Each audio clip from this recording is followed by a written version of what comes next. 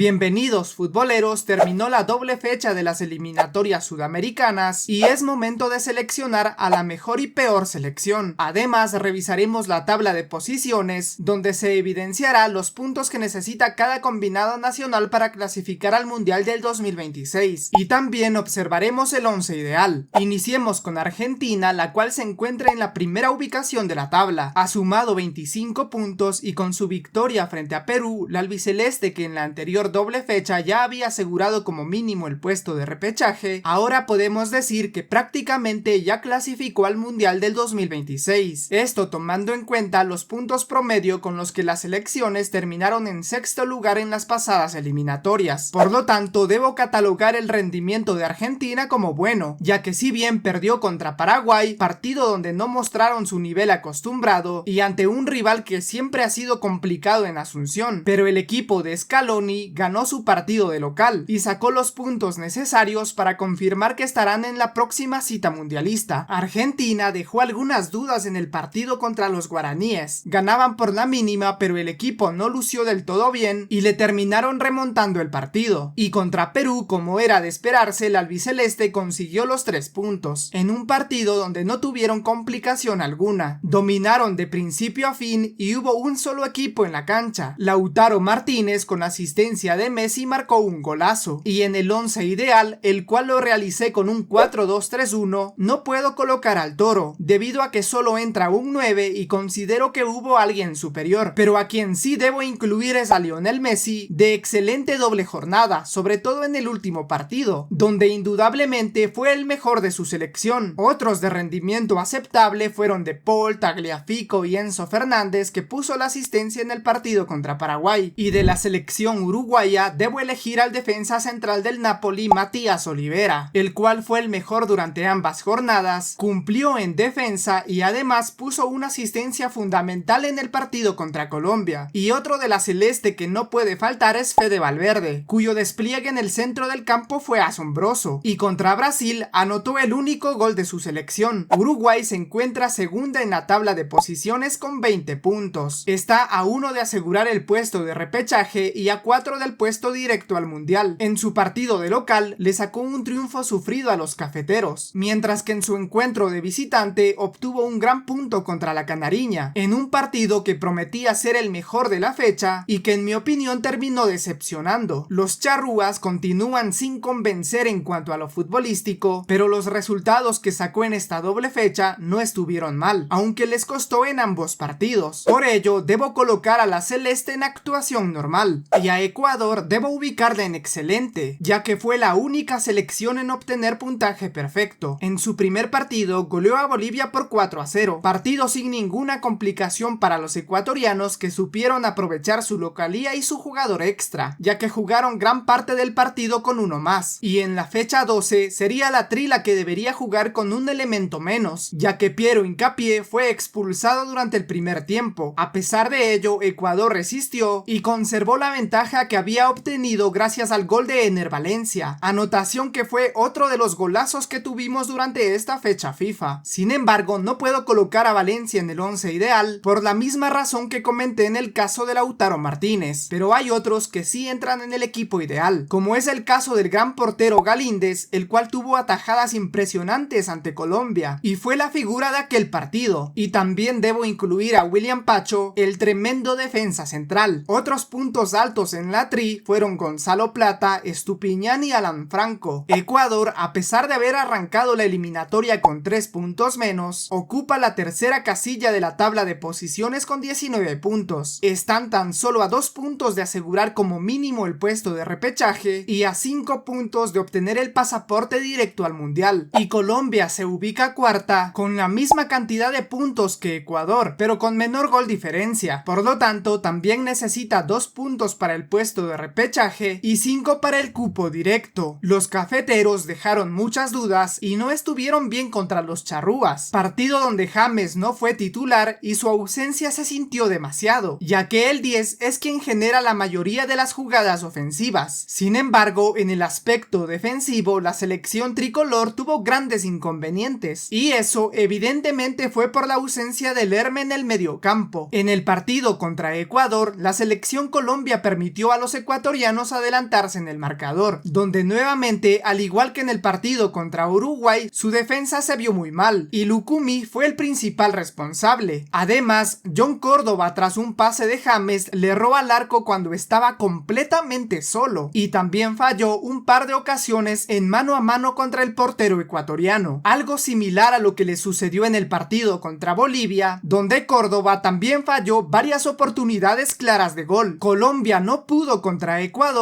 a pesar de jugar con uno más durante gran parte del partido. Nuevamente, otra coincidencia que se dio en el partido contra la Verde, donde Colombia tampoco supo aprovechar la ventaja numérica, porque en aquel partido a Bolivia le expulsaron a un jugador en el primer tiempo, y Colombia también terminó perdiendo. Por lo tanto, debo colocar a Colombia en pésimo desempeño. Los cafeteros no pudieron sumar ni un solo punto en esta doble jornada. A pesar de su bajo rendimiento, hay un jugador que entra en el equipo ideal. Me refiero a James Rodríguez, del cual su combinado nacional tiene una gran dependencia. Sin embargo, James no puede hacerlo todo, y si sus compañeros no convierten ocasiones manifiestas de gol, entonces el panorama luce muy sombrío para la selección Colombia, mientras que Córdoba perfectamente podría conformar un anti-once ideal de la jornada. Ahora vamos con la verde amarela, a la cual debo ubicar en mal rendimiento. Brasil no pudo ganar en la doble fecha. Primero empató contra Venezuela, rival que históricamente había sido sumamente sencillo, ya que siempre consiguieron los 3 puntos en tierras venezolanas. Sin embargo, en esta ocasión no pudieron pasar del empate, y en la fecha 12 contra Uruguay y ante su gente también empatarían, lo que le llevó a la canariña a descender en la tabla. Brasil está en el quinto puesto con 18 puntos, a 3 de asegurar el repechaje y a 6 del cupo directo, campaña que está siendo vergonzosa, especialmente por la gran cantidad de jugadores de nivel mundial que poseen, pero que no se ve reflejado en el campo, mientras que Paraguay es sexta, apenas un punto por debajo de los brasileños. Tiene 17, lo que quiere decir que están tan solo a 4 puntos de asegurar como mínimo el puesto de repechaje, y a 7 puntos de obtener la clasificación directa. En su partido contra Argentina, Paraguay sorprendió y terminó sacando un triunfo de forma más que merecida, y contra Bolivia, al igual que ante el albiceleste, iniciarían perdiendo el partido, pero la albirroja puso el empate gracias a un gol de Almirón tras una excelente asistencia de Julito Enciso, pero la igualdad le duró muy poco, ya que Bolivia pondría el empate tras los 11 pasos, porque Gustavo Gómez, que había fallado en el primero de Bolivia porque habilitó a Vaca, cometió el penal que adelantaría a la verde, infracción que debo decir me pareció algo polémica, y me gustaría que los paraguayos comenten si fue o no penal, pero el compromiso no terminaría así, y Enciso marcó el último gol que le sirvió a la albirroja para llevarse un valioso punto. En el 11 ideal colocaré a Velázquez por su gran partido contra Argentina, también debo poner a Tony Sanabria, y si me preguntan por qué, aquí está la respuesta: por este tremendo golazo que el delantero del Torino les convirtió a los campeones del mundo, y además en la fecha 12 fue variante y cuando apenas ingresó participó en la jugada del gol de su selección. Y por último, Miguel Almirón, el jugador del Newcastle, que tuvo 2 partidos fantásticos donde desplegó toda su habilidad, algo inusual ya que Carucha tiene muy buenos partidos en su club, pero que en su selección siempre le ha costado. Y a Paraguay, en cuanto a su actuación en la doble fecha, al igual que en la doble jornada pasada, debo colocarla en excelente. Sacó una victoria fundamental de local contra Argentina, y ante Bolivia en el Alto, territorio donde anteriormente selecciones como Colombia y Venezuela salieron con derrota, los guaraníes se llevaron el empate, y sobre el final incluso estuvieron cerca de obtener los 3 puntos a pesar del dudoso penal. Y a la selección boliviana debo colocarla en pésimo desempeño, porque tuvo una derrota por goleada contra Ecuador, partido donde no jugaron sus mejores elementos, con el objetivo de darles descanso y preservarlos para su encuentro de local contra Paraguay, estrategia que no les daría resultado, porque en el Alto Bolivia no pudo pasar del empate contra los paraguayos, y como ya lo dije, incluso estuvieron cerca de perder. Doble fecha espantosa para la verde, porque ahora Bolivia ocupa el 7º lugar con 13 puntos, está a 8 del repechaje y a 11 del cupo directo. La verde tenía prohibido perder puntos en condición de local, ya que con ganar todos los partidos en el Alto le bastaba para clasificar al mundial, y ahora se verá obligada a recuperar algunos puntos de visitantes si desea aspirar a un puesto mundialista. En el equipo ideal ideal debo colocar a Ervin Vaca, el jugador del Bolívar que estuvo sólido en la marca. Su efectividad de pases fue casi perfecta y estuvo muy participativo en el ataque en su último partido, lo que le llevó a marcar un gol. Y de la selección venezolana, por primera vez no puedo colocar a ninguno de sus jugadores en el equipo ideal de la doble jornada. La Vinotinto en su partido de local contra Brasil sacó un importante empate, ya que fue un resultado inédito, dado que nunca habían sumado de local contra Brasil por eliminatorias, pero en el partido de visitante contra Chile, el cual no debían perder porque la Roja es un rival directo, terminaron cayendo por 4-2, encuentro donde estuvieron por delante en el marcador en 2 ocasiones. Sin embargo, el medio campo venezolano no lució muy bien y su defensa estuvo terrible, ya que brindó varias facilidades, lo que permitió a la Roja remontar. Por lo tanto, debo colocar como mala a la actuación venezolana, que apenas pudo obtener un punto y que actualmente está fuera de los puestos mundialistas y permitió que sus rivales se le acerquen. La Vinotinto es octava con 12 puntos, está a 9 del puesto de repechaje y necesita 12 para clasificar de forma directa, panorama que comienza a lucir complicado para el conjunto dirigido por el Bocha Batista, que había arrancado muy bien la eliminatoria y que poco a poco se fue desinflando. Y Chile es penúltima con 9 puntos. Para alcanzar el puesto de repechaje, la Roja necesita 12 y para conseguir el cupo directo le faltan 15 puntos. Y tomando en cuenta los 18 que quedan en juego, la Roja aún tiene posibilidades de acceder al Mundial y revivió en esta doble jornada. El rendimiento de Chile fue bueno porque sacó puntos en Lima, partido donde mostraron un nivel superior al que nos tienen acostumbrados, mientras que en la fecha 12 ganaron con gran autoridad a un rival directo. En el 11 ideal perfectamente podría entrar Lucas Cepeda, el joven jugador del Colo-Colo, pero ese puesto ya está ocupado. A quien sí debo incluir en el equipo ideal es al Rey Arturo, jugador diferente que con su sola presencia parece haber cambiado la mentalidad de sus compañeros y ha evidenciado el error que Gareca cometió al no llamarlo durante la Copa América y en varios partidos de la eliminatoria, error del Tigre que supongo no volverá a cometer. Y por último tenemos a Perú, selección que tuvo un rendimiento normal, no venía bien y se dio puntos en condición de local, mientras que de visitante se esperaba que cayeran por goleada en Buenos Aires, pero apenas perdieron por la mínima, aunque hay una estadística muy preocupante para la bicolor y es el hecho de que ni siquiera pudieron rematar al arco del Dibu Martínez. Recordemos que la afición peruana ya pedía la renuncia de Fossati durante jornadas pasadas y supongo que tras esta doble fecha que les aleja aún más de los puestos mundialistas, dicha petición tomará más fuerza. Perú último se encuentra al fondo de la tabla de posiciones, apenas con 7 puntos. Necesita 14 para asegurar como mínimo el puesto de repechaje y 17 para acudir de forma directa. Entonces, tomando en cuenta los puntos que quedan en disputa, podemos afirmar que la bicolor necesita ganar todos sus partidos si su deseo es clasificar sin acudir a la repesca mundialista, algo que lamentablemente para Perú es sumamente complicado. En el 11 ideal no he incluido a ningún jugador de la bicolor, pero me falta un técnico y en mi opinión Gustavo Alfaro fue el mejor de esta doble fecha, ya que sacó puntos en el alto y le ganó la batalla táctica a Scaloni, el mejor técnico del mundo. Futbolero, ¿estás de acuerdo con el 11 ideal que he conformado? Si crees que falta alguno, puedes dejarlo acá abajo en los comentarios, lo estaré leyendo. Y si deseas saber cuál fue la mejor actuación mundialista de tu selección, o cuál es la eliminatoria más difícil del mundo, por aquí te dejo los videos.